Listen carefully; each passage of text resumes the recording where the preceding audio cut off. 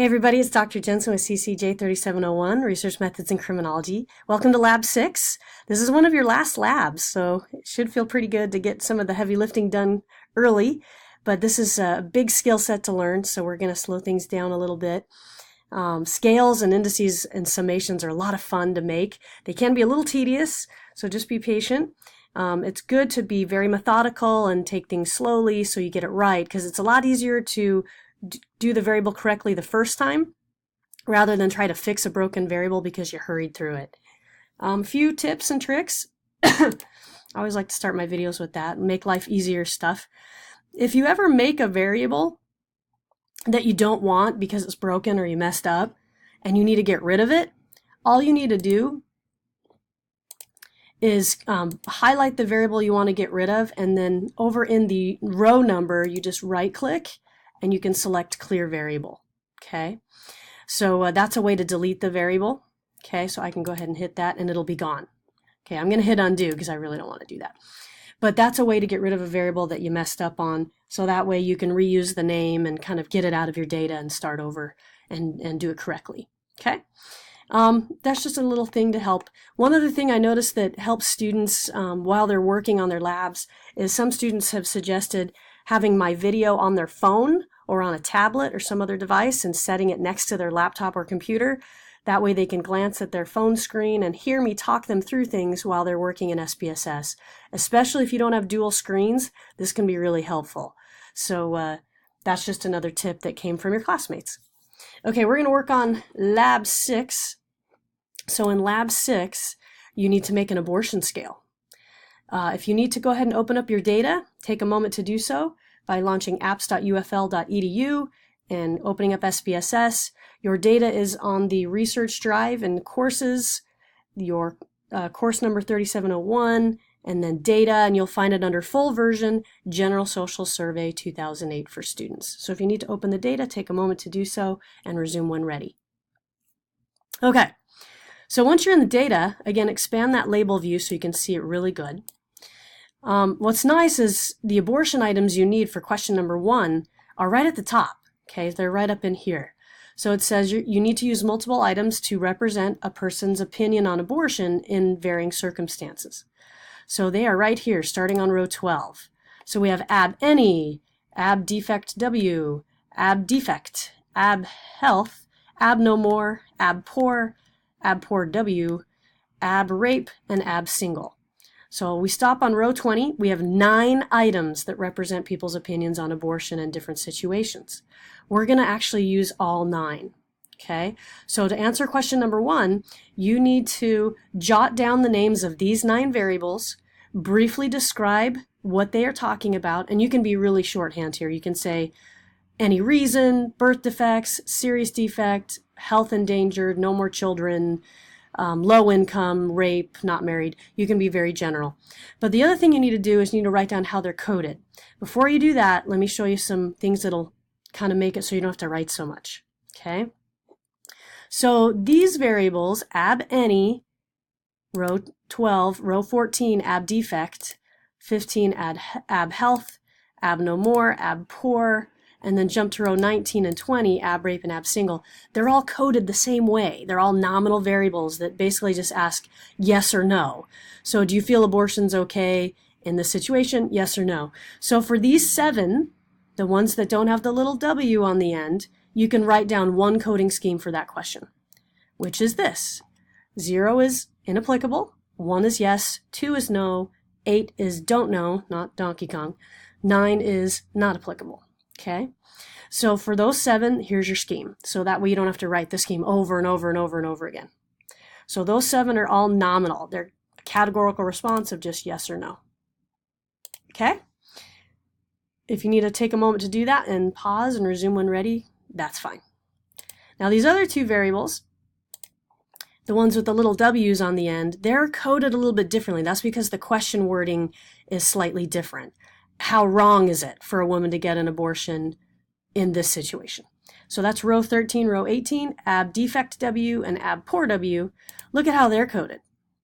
So they have 0 is inapplicable, 1 always wrong, 2 almost always wrong, 3 wrong only sometimes, 4 not wrong at all, 8 don't know, and 9 not applicable.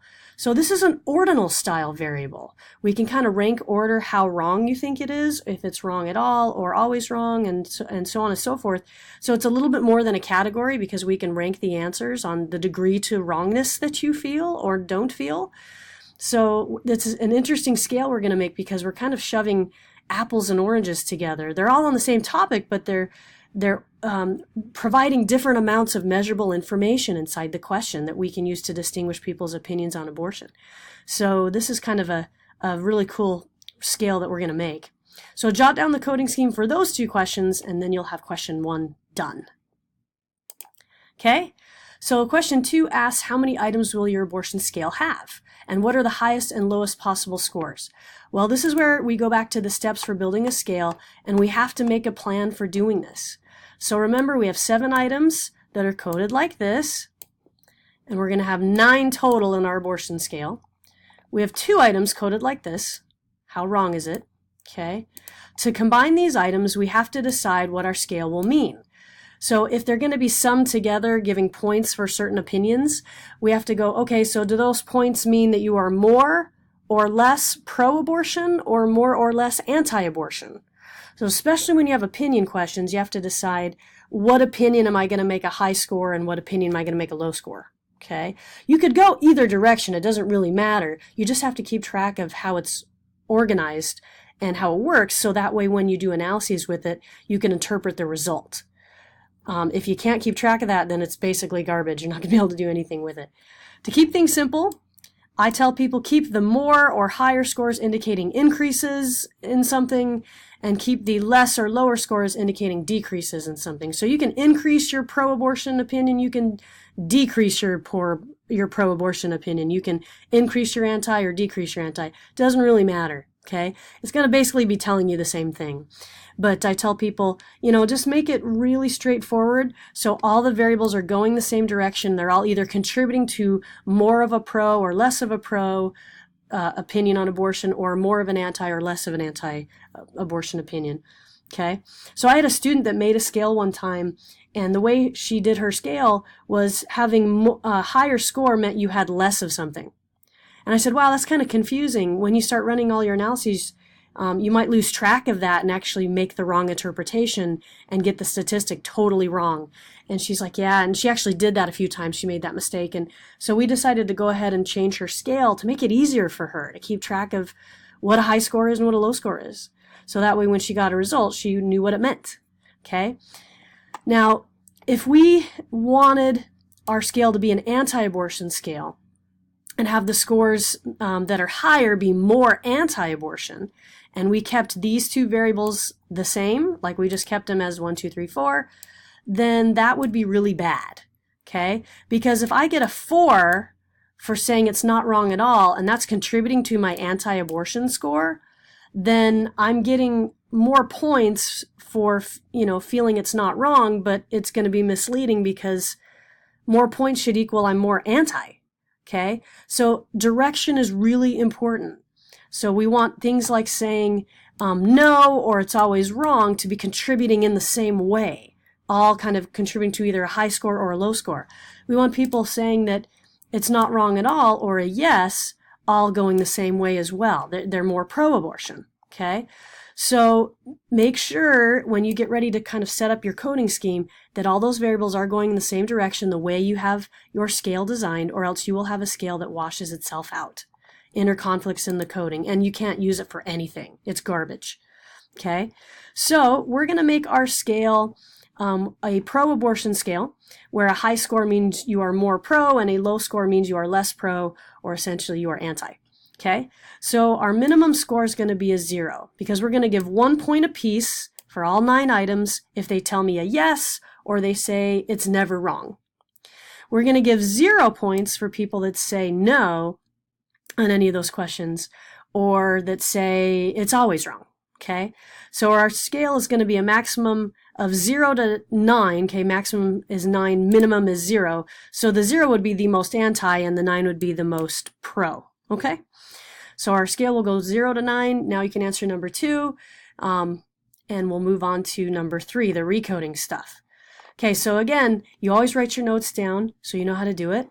We have 7 items that are organized like this, 2 items organized like that. So the first thing we're going to do is we're going to change the 1 and the 2, which was yes and no, to just a 1 and a 0. Again, to make it so I get a point for saying yes, I don't get a point for saying no. Okay?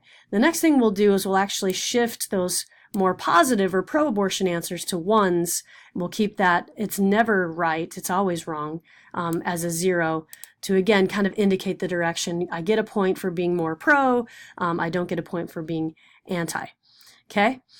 And again, we'll handle the missing data as usual, and we'll make sure we exclude that in the recode. Okay? So I'm going to teach you a really cool trick to do all this recoding all at once. I call it mass recoding, and it's a lot of fun, and it saves you a lot of time. So we're going to jump in the data set and do this now. Okay? So first, we're going to go to Transform, Recode into different variables. And now let's go grab, we're going to flip this to the variable names because we know what they are. We're going to grab all 7 of those variables that are just the yes-no variables. So we're going to grab ab_any, we'll skip a line, go to ab_defect, not the one with the W. We'll go to ab_health, ab_no_more, ab_poor, we'll put both of those in, ab_rape, skip the ab_poor W, and ab_single. So you should have these 7 variables all inside your numeric variable Q. The 2 ab variables with the W's on the end need to stay behind. They're coded differently and we're going to handle them differently. Okay? So these 7 variables, all we need to do is just put names in them. Okay? So first we're going to name this one, I just keep things simple, ab_any recoded. And I like to copy and paste it into the label because I don't have to do anything fancy there. And then I can hit change. Now go to ab_defect, same thing. ab_defect, I'm just going to reword my previous copy paste and I'll paste it into the label. We don't have to have any fancy labels because these are just variables that are in interim going to be used for our final variable, so they don't need any really fancy labeling as of right now.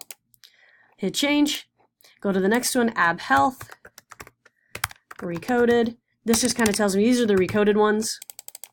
And again, I like to copy and paste into the label just to save some time. Hit change.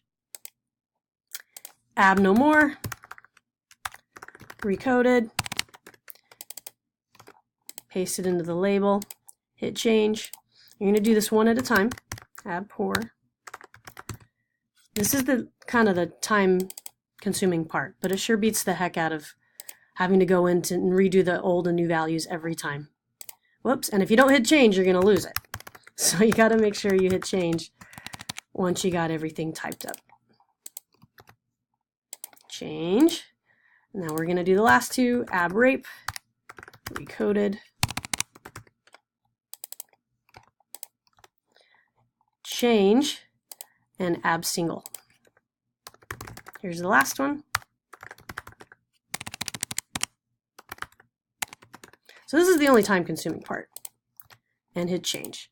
Okay, so we now have everything labeled, and you can put your cursor on any of these, and it should change to your new names.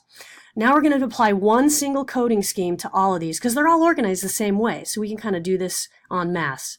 So go ahead, put your cursor back on ab_any, hit old and new values, and we're going to go back to that scheme we talked about, where we're going to make a 1, a 2 into a 0, 8s and 9s into missing, and anything system or user missing into missing. Okay? So let's go ahead and put those in. Value of 1 is going to still be a value of 1. That's a yes. A value of 2, which is a no, we're going to make a value of a 0. Hit add. And now here we can do a range of 8 through 9 and kind of handle these together and put as system missing. And then system or user missing, we also want to be handled as system missing. So your coding scheme should look like that. Click continue and click OK. So check this out. You just recoded 7 variables all at once. So let's run frequencies on your new variables. Okay? We're going to go to Analyze, Descriptives, Frequencies. Scroll all the way down to the bottom because that's where all your new stuff lives. Go ahead and grab all 7 of these at the same time. Okay? And click OK.